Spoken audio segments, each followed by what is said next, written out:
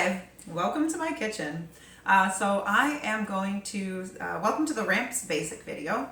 I'm going to explain a little bit about just what the heck is a ramp, how do you properly store it, how do you properly clean it, and then just a few ideas to kind of get the juices flowing about ways that you would use a ramp. So ramps are a delicious, delicious food. I really love ramps, and I love cooking with ramps because it's one of the very first things that becomes available in the spring. So after a long winter, you know, we've been out in the woods all winter. We've been cold, we've been miserable, we've been happy, and had successes as well. But winter tends to be, here in Wisconsin, a pretty tough time for everyone. And round about late March, early April, everyone is ready to see some green. We're ready for the snow to go away. We're ready for, to kind of start getting outside again and start harvesting things and start kind of enjoying life. The outdoors in the wintertime is a less lively time. So ramps are kind of one of the first harbingers of life and spring and looking forward to warmer weather and new summer. So ramps are a lot of fun. When you get your ramps in the mail, so you can order ramps from B&E's Trees online. Generally, we'll sell them at the farmers market, but obviously things are a little different this year. Everyone's staying at home, and with good reason. We appreciate everyone for sheltering in place. But this year, you can purchase ramps from beandestrees.com, and you can either choose from whole ramps with bulbs on, or you can choose ramps that are leaves only. And either of these are delicious and sustainable ways to use ramps. Typically, we offer fewer of the bulb on ramps, and we really encourage people to cook more with the leaves only.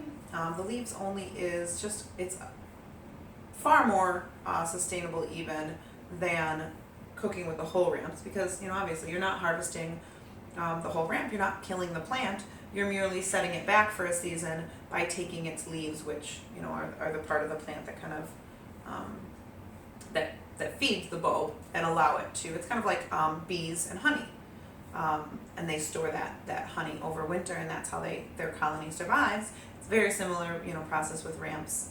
They grab all that nutrients with their leaves during a very short period of time a year, and they send all those nutrients down to the bulb, and that's where it's stored for the majority of the calendar year. So when you harvest the leaves, you're not killing the plant, you're just setting that bulb back a little while. So it's still something that you need to be careful about as far as not over harvesting. If you go back to the same patch of ramps every year and you harvest all the leaves, you never give those plants a chance to gather those nutrients, that colony or that community of ramps is going to die.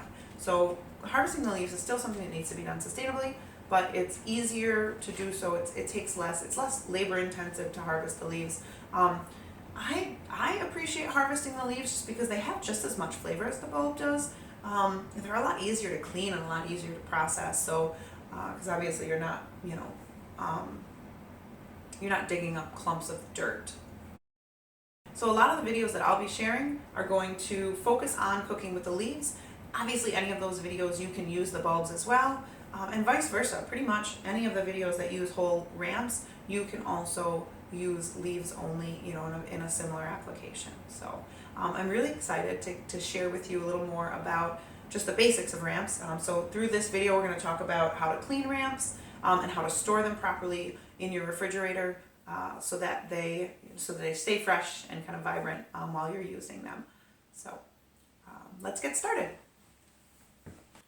So when you've decided which ramps you're going to use and which you're going to store, and you've got your ones stored in the refrigerator, you can start to clean the ones that you decided to use.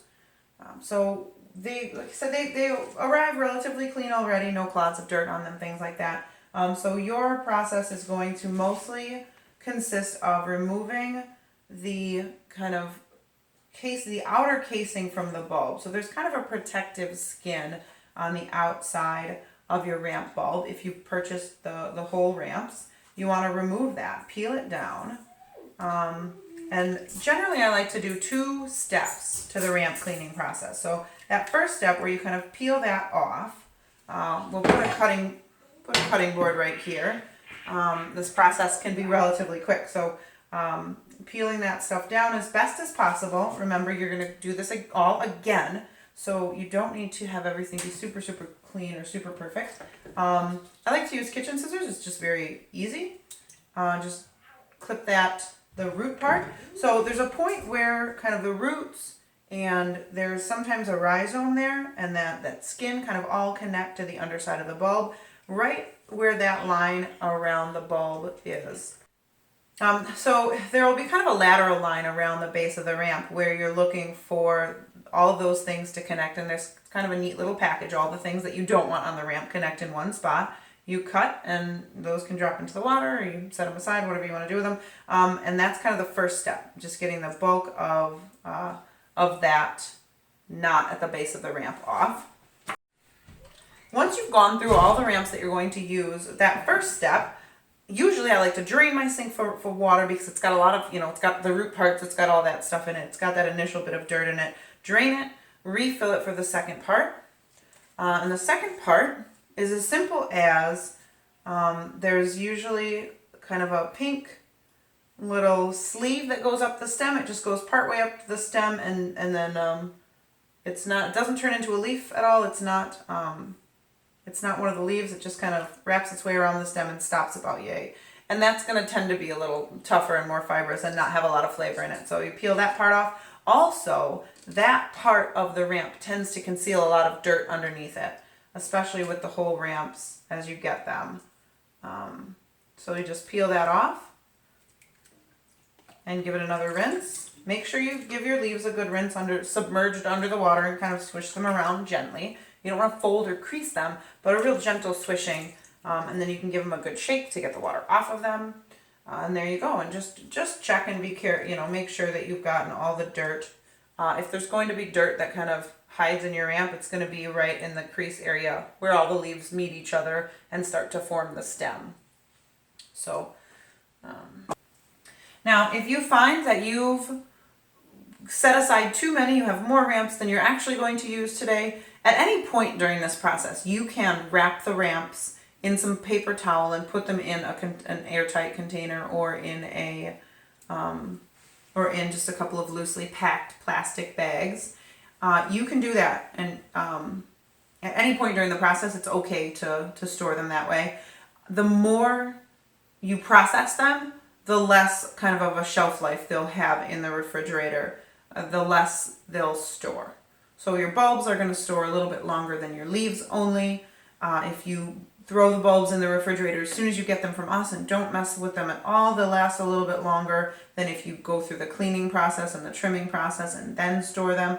But at any rate, even you get down to the point, and I'll show you a little later in the video, but even if you get down to the point where you've chopped your leaves up into, your 1/2-inch strips or whatever, you decide to make yourself some scrambled eggs in the morning and add some ramp leaves to it, and you overdid it, got too many ramp leaves chopped up, you can take those ramp leaves, put them in a damp paper towel lined container, and they'll last for another day in your fridge. You can pull them out and have ramps for breakfast that morning, or have ramps for dinner later that day. So you can store them still, kind of at any stage in the process. So if you cut up too many of the leaves and you find that you're not going to use them right away, no worries. You can still save those for a couple of days too. So you just put a little damp paper towel in the bottom of a container. This works in a plastic bag as well. With the chopped up leaves, I like to use something with a little more structure for sure, because there isn't as much structure to the leaves themselves. But just pop them in there, cover them with another piece of paper towel. That's kind of important. Just layer between paper towels to keep that moisture. We've got some extra leaves that I've cleaned that I'm not going to use. Go ahead and plop those in a container. Again, cover them with paper towel. And just like I did here, so even if I was to fill this entire container with chopped ramps, I would definitely want to put at least like one extra layer of paper towel in between. So just layering the paper towel so that there's a good amount of moisture, creating a nice little humidor for the ramps. Seal it up, and you can pop this in the fridge, and that'll last for a day or two. So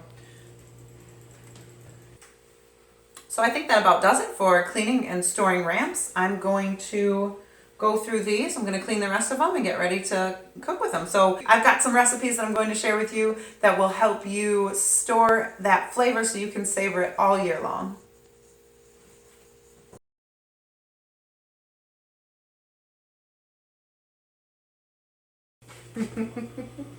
What am I looking for? Just like, can you tell that I'm not actually wearing pants? No. Excellent. Thank you. Can you see my head? Yeah, and then your battery, 15% battery life. Yep. That's fine. Let's get this Let's out go. of the way. Let's go. Okay. Come on. Let's go. Action. Is So, it actually recording right now? yes. Oh.